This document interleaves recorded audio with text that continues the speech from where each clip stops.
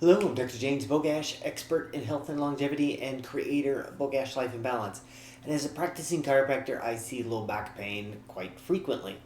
And as somebody who's been in the martial arts for a long time, I've had my share of musculoskeletal injuries. And one of the things I never do to manage injuries is take any type of anti-inflammatory. It's been, probably 30 plus years since I took anything like that, despite extensor tendons being ripped off, thumbs being dislocated, elbows being dislocated, neck, low back pain, knee pain. And there's a reason why, and it's because inflammation has a role to play, and sometimes by shutting it down, we create more problems. And this particular study on low back pain certainly drives that home. And in it, researchers kind of broke patients who had acute low back pain into 4 different categories. And one of the categories, number 1, had to do with inflammation and sleeping. Now, they found that the sleep didn't have much of a impact on these patients experiencing low back pain over the next, transitioning to chronic, so still having back pain a year later, 12 months later. They also looked at those people that had high levels of TNF-alpha, which is a marker of it. It's a chemical in our body, a messenger that creates inflammation. It's a really linchpin for inflammation in the human body, and with depression. So really, these were the 2 categories that are most important.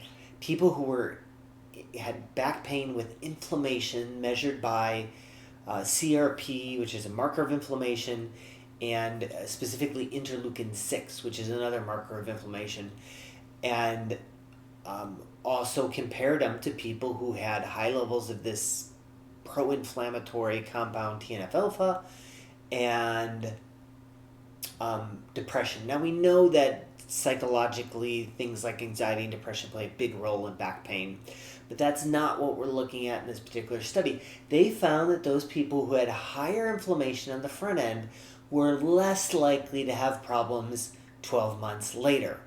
What does that say to me is that inflammation is there for a reason. It's designed to come in, swoop in, fix an injury, and allow things to heal. Specifically, things like ibuprofen will block interleukin-6. So the very thing that people needed more of to have less low back pain in the long run is one of the things that we take all the time. Anti-inflammatory drugs are used constantly for back pain, and yet this study indicates that possibly having more of it on the front end leads to better outcomes in the long run. It certainly throws a wrench in the works for the idea of using medications to manage low back pain and what might happen to them in the long run. As far as the high TNF-alpha, that chemical mediator, that is largely driven by lifestyle choices, by poor dietary choices, poor exercise, eating a pro-inflammatory diet, not eating eating an inflammatory diet, not eating an anti-inflammatory diet loaded with good fats.